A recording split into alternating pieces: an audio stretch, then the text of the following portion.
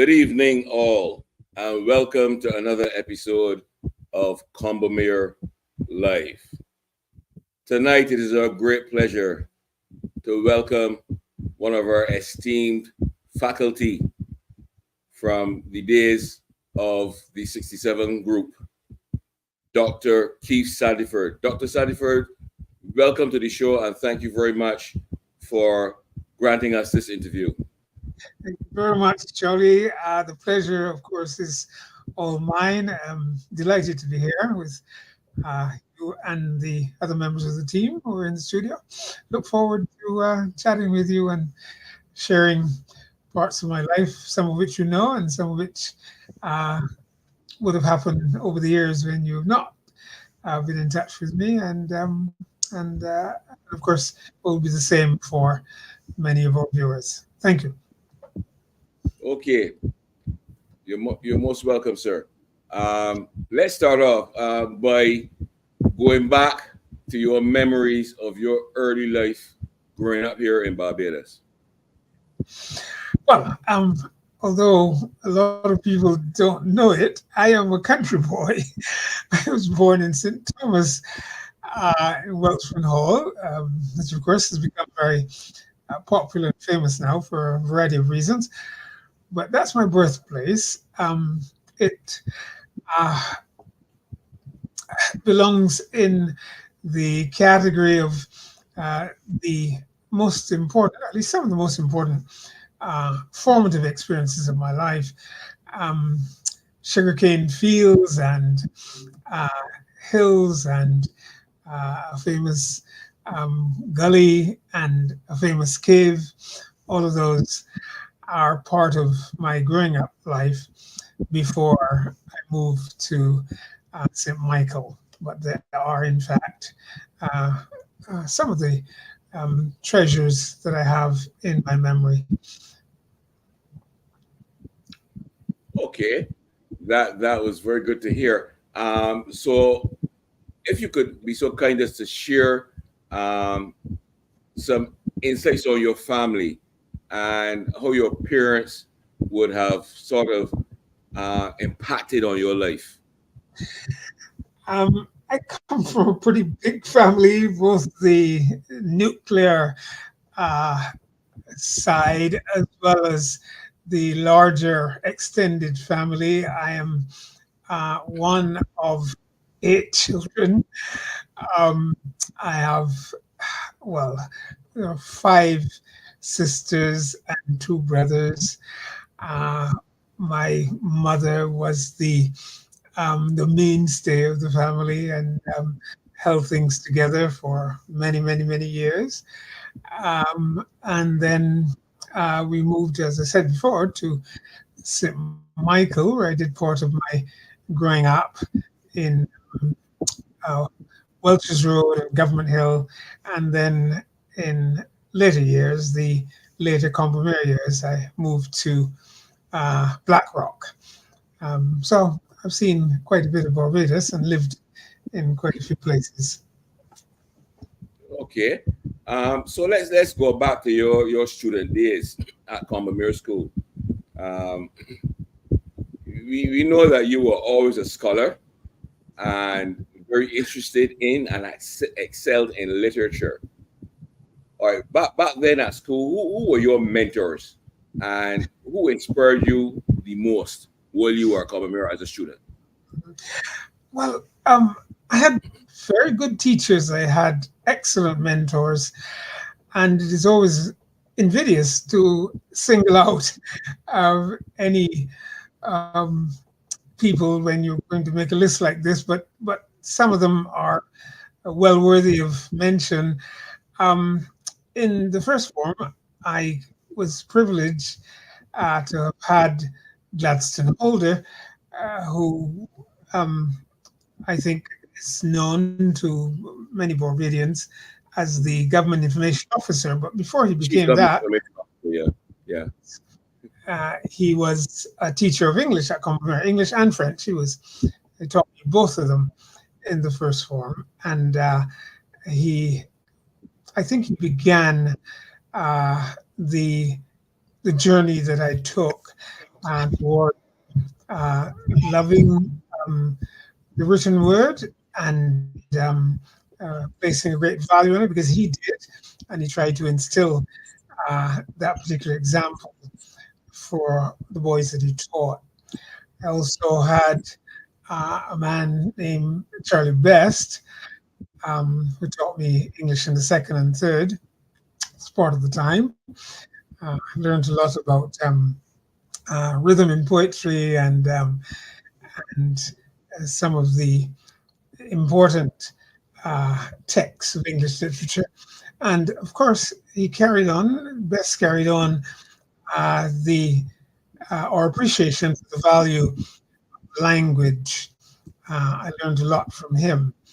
Uh, After him, there was Frank Cullimore, who, of course, is one of Barbados's well-known poets and an important institution within an institution at Combermere, and after whom the Frank Cullimore Hall is named. And he took me all the way up to the fifth form and guided us through some of the major texts of English literature, particularly Shakespeare, but also lots of poetry and drama. Um, I had, of course, mathematics teachers and geography teachers, and among the geography teachers that I would certainly want to honor with mention is somebody that you would know, Dorian Pyle.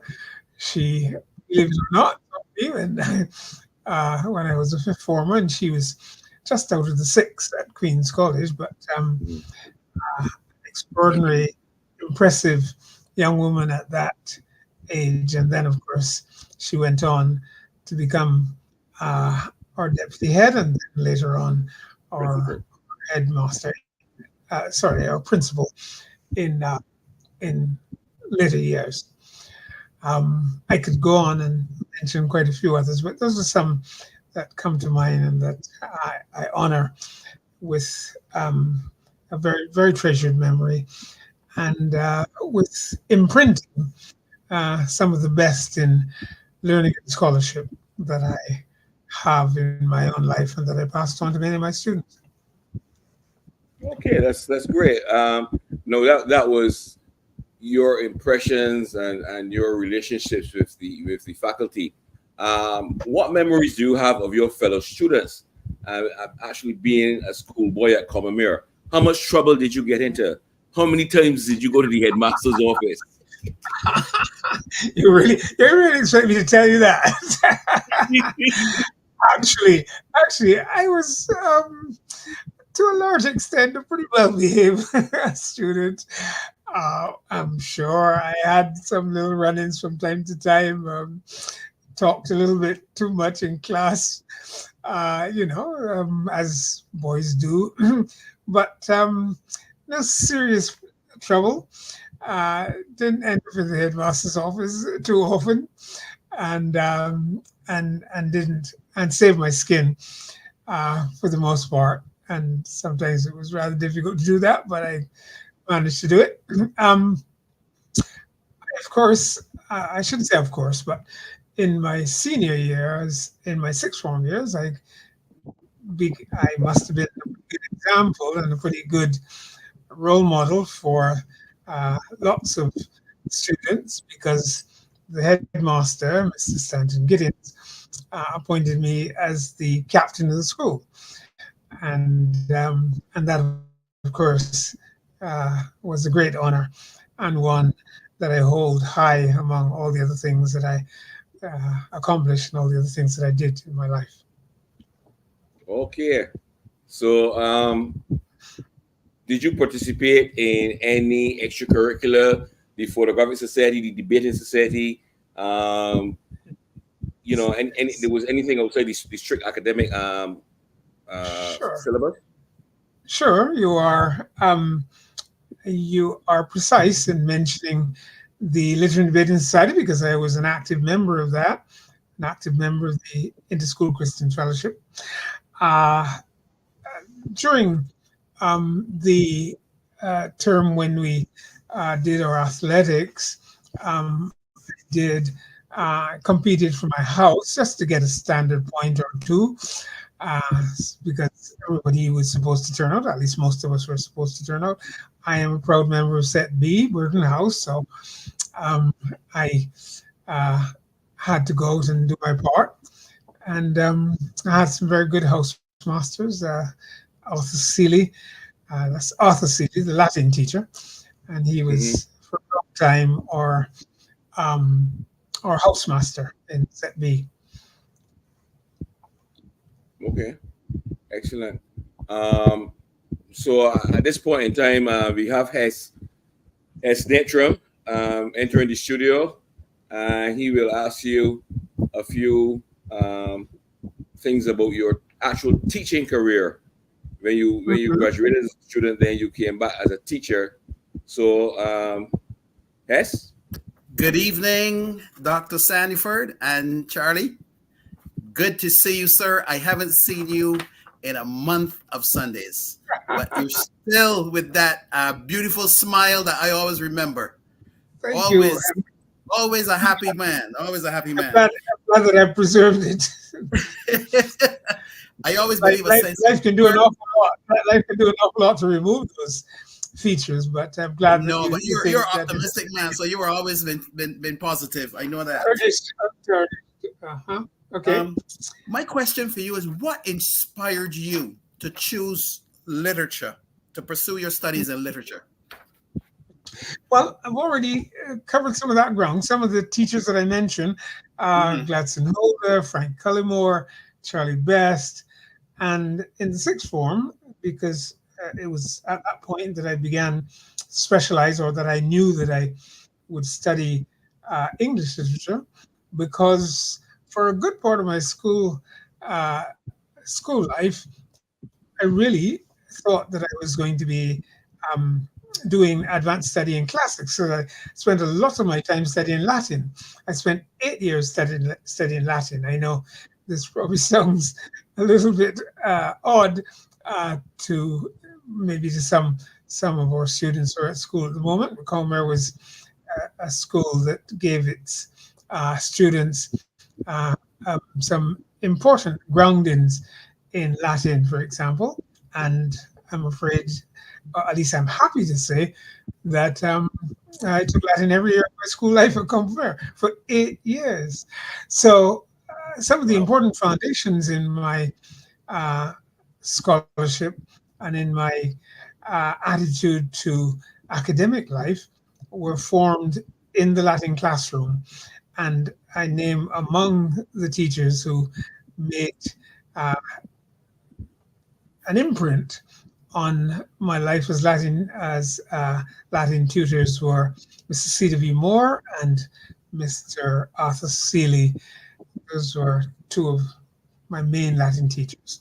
But I took the a shift to thinking about making a career in literature, perhaps in the sixth form, because I met in the Combermere Six a man who came out from England. He was really a Welshman, but he came from England, Barry Davies, and he was the one who uh, sort of helped us through and supervised our study and learning of advanced texts in English literature. Lots of Shakespeare, um, Bernard Shaw, uh, Joseph Conrad, people like that.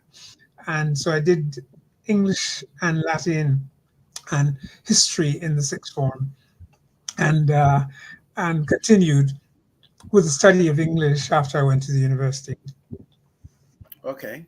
So how did that then um, turn into you coming to Combermere and becoming a teacher? Tell Well, us that chronology?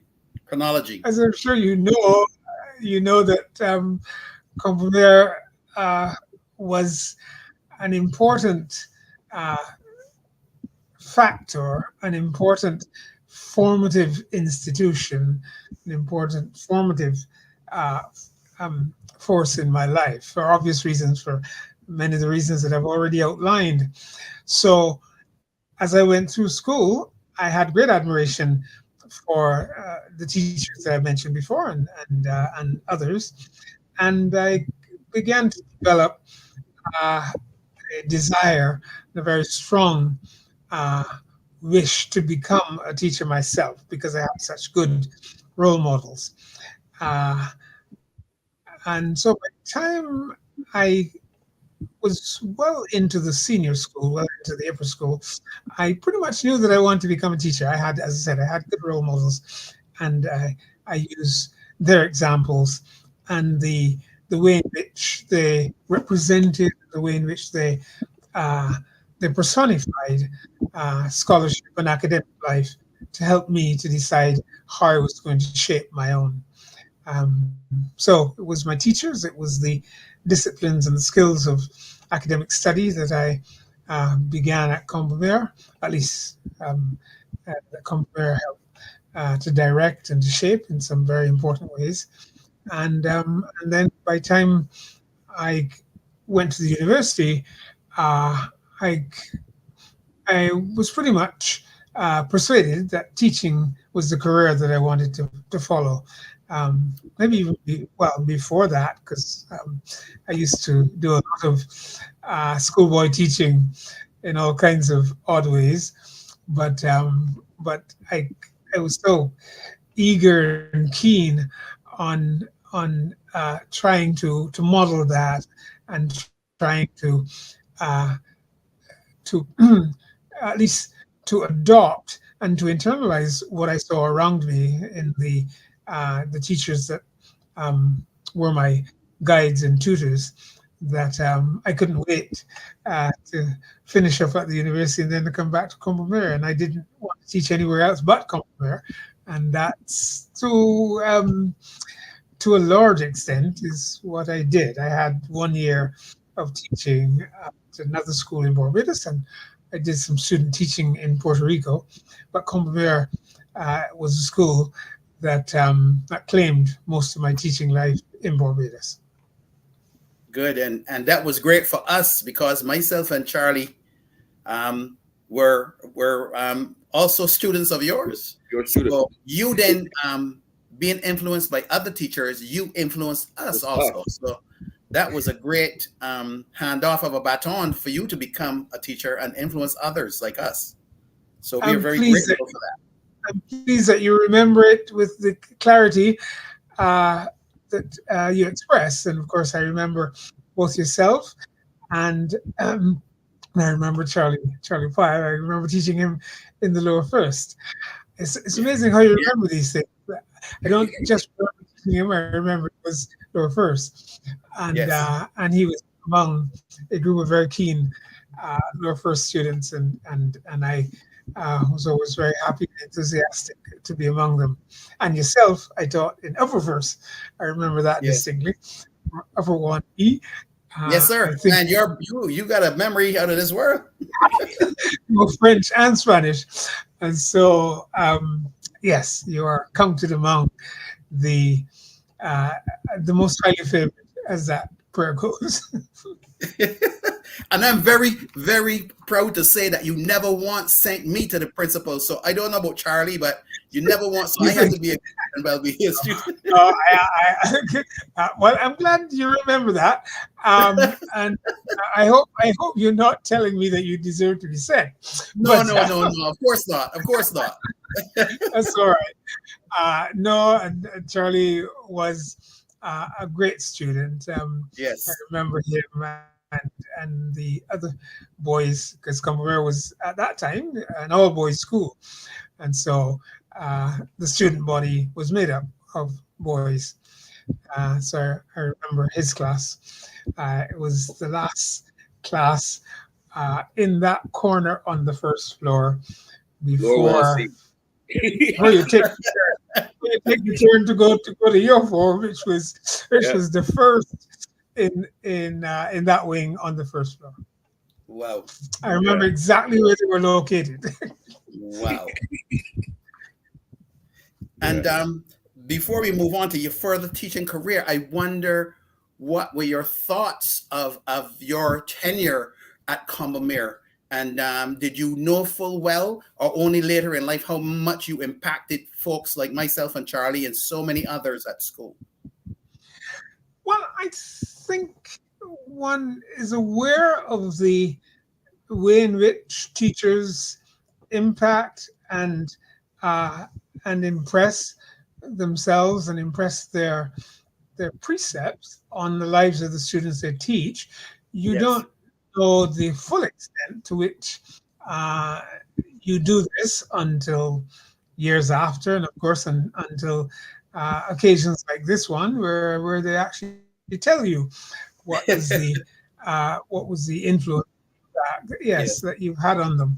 But as you yourself mature and you grow older, you know the part that teaching plays in shaping and directing uh, the lives of students. And so I'm aware of that, and I am proud of it. I'm proud of the boys and the girls that I taught. The girls came later, but in your first form and in Charlie's first form, they're all boys. Yes. All right. You have held a position as a student teacher in Puerto Rico, a teaching assistant at the University of Illinois, an assistant professor at Coppin State University, Baltimore, Maryland, and an assistant um, through full professorship at LSU, Louisiana State University, Baton Rouge, Louisiana. What were your memories of that? And when were you a student at Combermere? Did you even envision you rising to the rank of Professor Emeritus? Well, naming the institutions that I worked in, uh, Puerto Rico, of course, occupies the the first location that I taught in outside of Barbados. I did my first degree in Puerto Rico, and it was the first opportunity for me to have a certain kind of international immersion. It was an exceptional opportunity to live and learn in a culture uh, where a language besides a language other than English was the everyday medium of communication. And I applied Mhm. myself fully to doing that. The My background in languages, of course, started at Combermere, so Latin and French were two of my best subjects. And so when I went to Puerto Rico with that kind of background in Latin and French, Spanish was fairly easy to learn. I was surprised. I surprised myself that I picked it up as quickly as I did. But anybody who understands the relationship of those languages will appreciate readily why it was not difficult for me to make the transition and to learn to speak Spanish and to study the language and then to become a teacher of Spanish myself. And that's the way how that worked. And after Puerto Rico, of course, went back to Combermere. I couldn't wait to try out a lot of the ideas and a lot of the experiments that I had been uh, um, doing in the Puerto Rican classroom. Stayed for about 2 years at Combermere and then went back to the university, this time to the University of Illinois at Urbana-Champaign. It's one of the big Midwestern universities. And that's where I did my master's and my PhD. Met some extraordinary people who continued the process uh, of mentorship and of opening up for me the treasures of academic life and the kind of disciplines that I would need to go beyond where I'd left off when last I was in Barbados. So yes, Urbana-Champaign, a twin city in the Midwest in Illinois, in the United States. Uh, After Urbana-Champaign, of course, went back to Combermere for a stint of another few years, and then returned to Urbana-Champaign to do the doctor's degree. And after that, back to Combermere, I kept doing that. I just couldn't bear being away from that place for any extended length of time. But at any rate, but there came a point at which I had to make a decision. When once I'd done a doctor's degree, I had to decide that uh, some fields of academic scholarship were probably better suited for the exercise of a lot of the gifts and a lot of the talents that I wanted to develop, and that's what I did. Went back to the United States and took up my first professorial teaching appointment at Coppin State University in Baltimore, Maryland, and after that to Louisiana State University in Baton Rouge, which is where I spent 30 long years as a professor going through science and then retiring emeritus. Well, I cannot let you pass without asking you this question. And I don't think I want to hear your response. While at LSU, there's some very famous LSU alumni, and one of them was the massive Shaquille O'Neal. Did you ever run into Shaquille O'Neal at LSU? Yes, I did.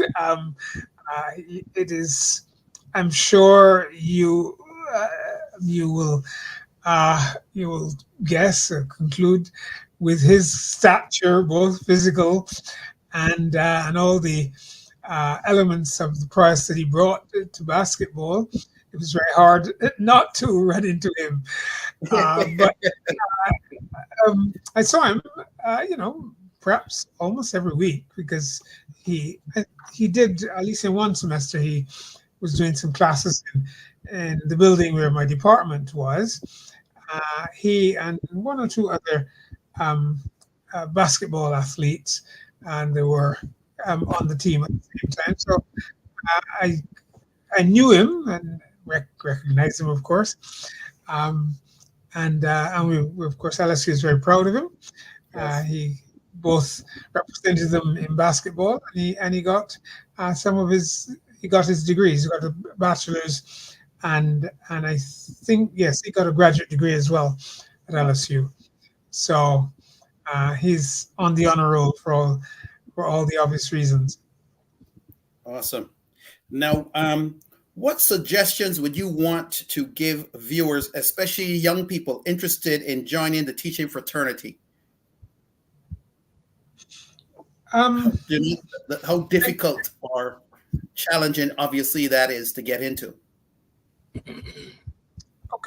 What, to get into the university or to get into teaching? Into teaching. What advice would you give a young person who is thinking about getting into teaching? I would tell them something that of which I am deeply persuaded, that teaching is one of the noblest, if not the noblest, of professions, for all the best reasons. Because everybody that you can think of, every career, every profession, every skill had to be taught by a teacher. If you think about that conscientiously, you'll see that teachers are very elemental and very constitutive, if you will, to the shaping of human life and ultimately to the shaping of society. So that's why I would encourage students who may be watching this and who may be trying to make decisions about it. It isn't a career, interestingly enough, as central and formative as it is in the shaping of human lives and human communities. It isn't the kind of profession that people get a lot of encouragement to do. Yes. I have to tell you, as much as for as much as I love teaching and for as much as I dedicated my life to it, I have to tell you that I really didn't get an awful lot of encouragement. People were more likely to discourage me going into teaching because they were thinking more about the fact that, comparatively speaking, teaching is not one of the most highly remunerated professions. That is not the degree. Yes, that is not the degree to which it, for which it is distinguished. But if you can put that aside, and if you can find some of the other intrinsic and and important things that teaching can bring to a practitioner as a teacher, and of course the students, then there will be reasons outside of the material, there will be reasons outside of the remunerative that that will buttress and that will support a person choosing it as a profession. Wow. Well, Okay. Dr. Sandiford, I mean, that's very interesting. But to me, tenure at the faculty of a prestigious Ivy League like LSU, that's a big deal for me personally. But um, the powers that be did bestow upon you a number of honors, um, such, for instance, as in 2015, the James S. Cassidy Distinguished Professor Award, and there are numerous of these things. I just wonder if you could quickly recap some of the ones that really made you feel a sense of achievement, and the ones that you would really want to discuss. Sure. Um, one of the aspects of my professorial career that helped to motivate me and that helped to give me a sense that if I didn't see it in my pay packet, even if I didn't see it in my pay packet, I was seeing it in some sort of uh, shield or some kind of um, uh, um, object uh, recognized and honored the work that I was doing in the classroom and the work that I was doing in research and scholarship. And in the American Academy, there are any number of ways in which excellent teaching and cutting edge research are rewarded. So some of those um, honors that you read, the Cassidy professorship and there was a professorship that I held when I went to Brown University, the Bartolomé de las Casas uh, um, visiting professorship in research at Brown University, among others. Of course, it was the Frantz Fanon Award uh, that was bestowed on me by the Caribbean Philosophical Association, and that was an honor that they uh, gave for my lifetime. It was called a lifetime award because they looked at my achievements throughout the whole span of my career, and it was for that that the Frantz Fanon award was um, bestowed, is that term, uh, at a big conference in Mexico, of all places. But the organization has an annual conference in Mexico. Well, at least it was held in Mexico that year, and that's where it was presented. Tell me something, Dr. Sandiford. If you could enlighten us, I know you are very steeped in your literature, etc. But I noticed you did a lot of research, or you kept mentioning research or research papers. So would you like to expand on this type of research space a bit for us? Repeat the research space that you're referring to, because we're getting a little bit of rumbling on the audio. Which research space are you referring to? No, I'm assuming that your research as scholarship work was in the area of literature. I just wanted you to expand a bit on Sure. the type of research that you did. Yes. Well, in the academy, I was defined and I pursued uh, research and scholarship in 18th century literature. That was my specialty. I taught other things, but one of the some people think it's a blessing, some people think it's a curse, and that you are you are obligated to specialize in something. And I specialized in the 18th century, in 18th century literature, for a whole variety of reasons. Um, I concentrated my research in three black writers of 18th century England. They had been formerly slaves, and then exceptionally, they learned to read and write, and some of them had fairly distinguished literary uh, um, careers. And so when once I had to choose a research subject, I discovered that these people existed because not much was known about them at the time, and that's the key to pursuing an important area of research, that either nobody has done it before, or very little has been done, or you want to take it in a direction that has not gone in, and that's what I did. Apart from the standard texts of English literature, uh, I brought these three. They were Africans by birth into my research focus, and wrote my dissertation on them, and then wrote my first book. It's called Measuring the Moment, on those three African writers. Okay, was there any work done on some of the more modern, like Caribbean writers, any of the literary, what we consider the literary brains of the region? Sure. Yes. The very first, the very first article that I published in a scholarly journal that I presented at a professional conference was on George Fleming, of course, or very distinguished and honored Barbadian novelist. And I wrote my very first article on him. I was doing a comparative study on him and an African American writer, Ralph Ellison, who wrote Invisible Man. So yes, I did a number of Caribbean authors and a number of Caribbean topics at different stages of my career. But I mentioned that because it was the very first scholarly article that I did, and it was, interestingly enough, on George Fleming. Okay, let's diverse a bit. I remember sort of rushing home on evenings to watch a show that you did on television. Yes. And I know you also did a show on radio.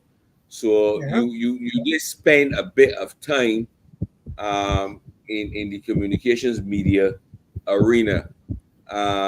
Would you like to expand on that for us and tell our viewers Yes. how you got into that and Yes. Your love for it? Mm-hmm. Gladly. Yes, I had a bit of a career in radio and television, even while I was a schoolboy. I started out doing a part in a play called, well, it was a radio serial called The Brothers of Black Rock, and I was the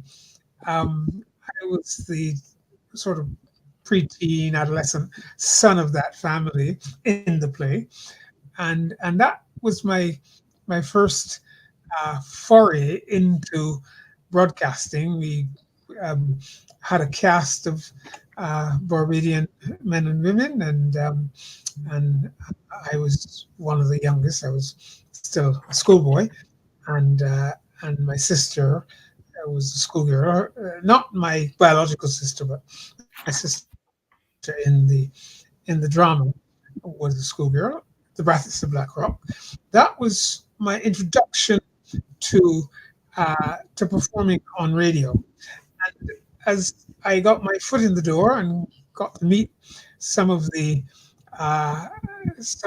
executives in the media and the radio station, CBC radio and television, they then asked me to do a teenage radio program, Teen Scene, it was called. Did it on Saturday mornings, music, interviews. They had youth groups coming in to talk about work they were doing in the community. And after the radio program, at least simultaneous with the radio program, I was then asked to do television, and I did a television program called Club, which came on Saturday. That's the one you were rushing home to see. And we did some of the same sort of things on television. We had young people, boys and girls, teenagers who were involved in important activities within their communities and in their schools. We had youth groups and school organizations that invited in to come in and share the microphone. And of course, we did a lot of music. I, uh, was interested in all kinds of music, and spent quite a bit of the program spinning some of the discs that teenagers wanted to listen to and that I enjoyed playing for them. So yes, that's an important and perhaps not as well known part of uh, my teenage years. You remember it, of course. You were at school then, I remember, and yeah. you remember watching and some of Yes, those programs. Sorry. yes, I remember. Um, Yes. you must have traveled quite a bit during not only during your educational and professional career. You would have gone to university in Puerto Rico. I remember at the time there were quite a few Barbadian scholars going to the University of Marquez, I think it was. A lot of Yes. athletes there. It was a very popular Mhm. university in Barbados at the time. So you would have, of course, gone Yes. to Puerto Rico. You mentioned Mexico. Can you tell us some of the other countries that you went to? What you enjoyed about them? How did it enhance your cultural experience? Yes. Well, we'll stay in Puerto Rico for a moment or two. Hmm. Yes, when I went to Puerto Rico, I met a number of other Barbadians who were studying at the Inter-American University of Puerto Rico. One of our most celebrated athletes, Anton Norris, studied Yes. at IU, and there were a number of other Barbadians, but Anton was a very accomplished high jumper. He was accomplished at Combermere in the high jump, and then of course he went on to do a degree in Puerto Rico. So there were other Barbadians um, studying, and a few of them were athletes, but there were other West Indian students who were athletes at IU. My travels took me, well, at least conference travel, to a large extent, took me to a lot of different cities across the United States as well as outside of the United States. I think the very first scholarly conference that I attended was in Belgium, of all places. I presented a Hmm. paper there, and I presented a paper in Holland, and traveled in Germany as well. Um, I was in Germany during the Olympics. Would have been 72, I believe. Yeah. Uh, Munich. and so, yes, so those are some of the countries uh, that I visited as an academic, as a scholar, presenting papers, and of course, those visits gave me an opportunity to see the country and countries and to speak the languages insofar as I was able. I learned quite a bit of German before I went to Germany, and then had the opportunity to practice it during those visits. Okay, so that brings on a good point about languages then. So how many languages we know you did Latin, which is the mother of all of the Mhm. Romance languages. Um, Very good. you did French. You would have had to learn Spanish at the Puerto Rican University and in going to Mexico and places and your travels. Um, and you, I guess, would have picked up a bit on the Germanic languages. How many languages exactly would you consider yourself functional in? Well, you covered the waterfront. Latin, of course, is the foundation of pretty much all of those languages, and I started it at 11. As I think you must have, because we still Yeah, taught Latin. I did 2 years of Latin. Yeah. Yes, Yeah. you were a first former, Yes, I and have, yeah. Hess, I believe. Uh, Yes, I did. Good. And so I started with Latin, and I also did French at the same time. There were both of those languages were took me right through Combermere. There were almost always, though not every term, there were two red ones on my report. And if you remember how reports were written and how marks and positions were reported, those two red Yeah. ones mean that I was top of my class. um, French, I was always pretty good in Latin and French. And then having having put those in my quiver when I went to Puerto Rico, of course, then there was Spanish uh, that we talked about earlier on. And after that, I learned German. I took German at the university and had the opportunity to go and study it. Um, I, by virtue of my knowledge of French, of Spanish, I understand a little bit of Portuguese, maybe a lot more than I Yeah. thought I would, because I learned the language. I had the most Yeah. curious experience once. I was listening to the radio and I heard this broadcast, and I heard, uh, an announcer speaking. I realized that it was. At first I thought it was Spanish, but it had some strange endings that Spanish does not use. But I could tell that they were taking the place of other kinds of endings in Spanish, and then I realized, oh, so this is Portuguese, and that is the relationship between Portuguese and Spanish. But it was the most uncanny thing because I was understanding it and had never studied Portuguese. Uh, Thereby hangs a tale. Spanish and Portuguese are very close together.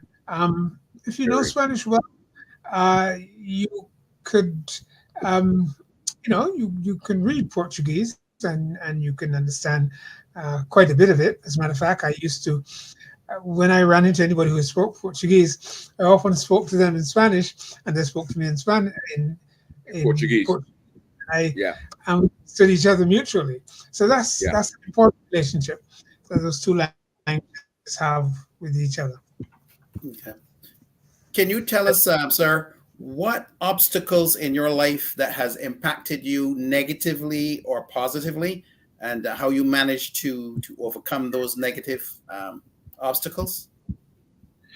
Um, I didn't have any disabling obstacles in my life. Hmm.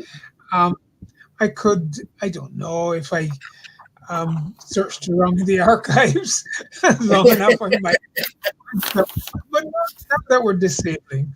Um, I I studied hard. You have to dedicate yourself to academic life, and you spend a lot of time burning the midnight oil. Those are sacrifices Yes. uh, that have to be undertaken in order to do well and in order to reach the goals that you want. So I don't see them as obstacles. I see them as milestones along Okay. the journey towards excelling and towards doing well. Awesome. You served also as the founder, president, and chairman of the Millennium Fund. Could you please share some information about that fund and let our viewers know what that was about? Yes. Well, I know that you have some fairly intimate knowledge of the Millennium Fund because you're one of the people that I reached out to when I started the organization. It is uh, a charity, it's a non-profit organization registered in the United States. And I founded it to help disadvantaged children in Barbados. Hmm. And I tried to put together a board of Barbadians. And we've had one or two non-Barbadians, but I wanted to insist on having Barbadians for obvious reasons, because it's our country, and we do well to look after our own. And so I founded it in 1995. I launched it at an important milestone event in the life of Combermere. That was the year of our tercentenary, and and I was invited to give the keynote address at one of the big events at the 300th anniversary, and I took the opportunity to announce the foundation of that organization, and we went on from there and reached out to Barbadians and non-Barbadians, mainly in the United States, but a few of them in Canada, and including yourself, became a generous donor to the organization. It still operates. We have quarterly meetings. We have our board, of course, over the years has changed, but we they're run and and organized by a board of directors, and we send funding to deserving organizations here in Barbados. It's called the Millennium Fund, and you can find further information about it online at www.millenniumfund.org. It's a .org organization, and so it sets down on that website who we are and what we do. Okay. Well, you always seem to be moving forward from one challenge to another. Are there any new challenges or things that you want to do on the horizon in the future? Yes, I am, even as we speak, figuratively, in the middle. Well, I'm reaching the conclusion of my next book, which is going to be a memoir. And by definition, a memoir is usually a book about particular episodes in the life of the subject. It could be a single episode if you served in a war, for example, or if you were a missionary of some sort. That's an important major chapter or chapters in your life. Well, I am focusing on my Combermere years as well as my years in some of those places and some of those events that I've been talking to you about, and they will form the focus and the substance of the memoir when once it's completed. Well, if we look back at Combermere, you've been away for a while, but you do come back from time to time. What are your impressions of Combermere now? It's obviously a different school from when we were there. It was an all-boys school back there. I mean, sometimes I even find myself slipping with the school song. It's still saying up boys instead of up then. So, but I mean, from a Platte point of view, it's expanded a bit as well. What are your impressions of what we dearly refer to as Waterford University now? I remain an unrepentant and a devoted Combermerean. I am proud to be part of the great heritage and the great legacy that has been passed on to us. I am proud to continue to be associated in a number of ways. I'm proud of the way in which it has expanded to include girls. We now have young women who are part of our student body, and they have done and continue to do us proud. As you know, I can think of a few other ways in which to put it. I bleed Combermere, I bleed blue and gold, and it is never far away from my consciousness. I probably maybe not a month goes by that I don't have a dream in which Combermere figures. It really is central to our consciousness.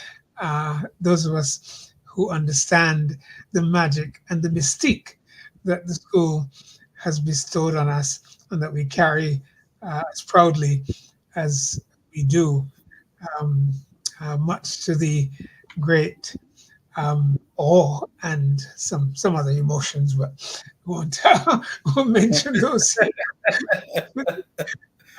Yes. To the great consternation of many people, they really can't understand what it is about this school, what it is about you boys and girls. I have often had occasion to remark that people think that we put our students through a very uh, um, a very long and sustained process of indoctrination, and I always have to tell nothing of the sort. But they believe. I've had people tell me that we seem to do a great job of indoctrinating our students. Well, to a great extent, teaching is indoctrination. The root of the word, the Latin word for teaching, is the same root as doctrine. Doctrine is teaching.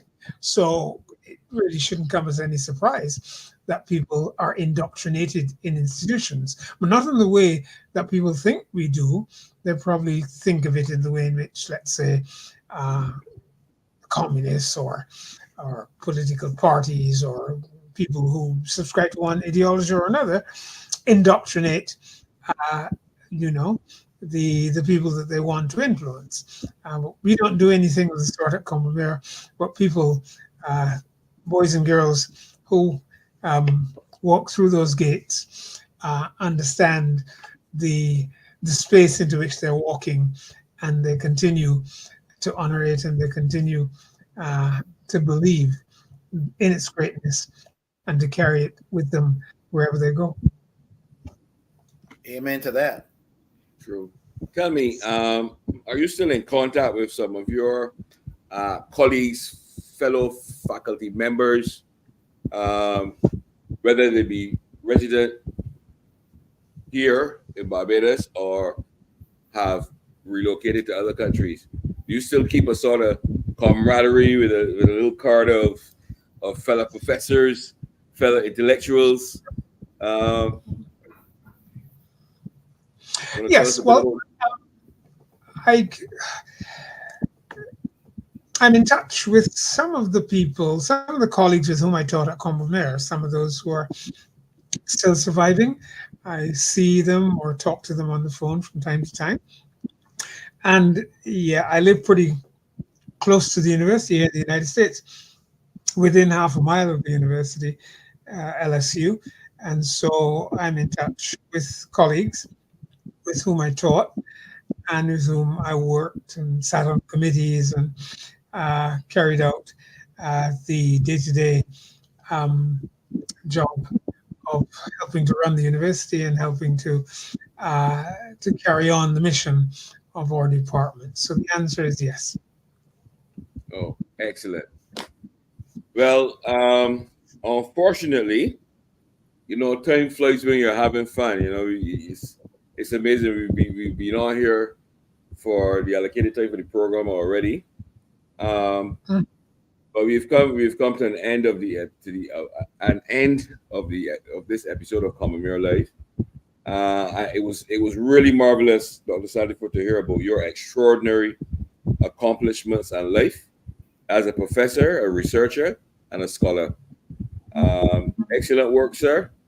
And what we have to say to you tonight is up and on. Thank you, sir, for all you've done. Up and on. Thank you very much. I've been pleased and very proud to have all of you, my former students, participating in this particular presentation, and I look forward to seeing you and to socializing when the occasion presents itself. Thank you again. Delighted. Up and on. Up and on.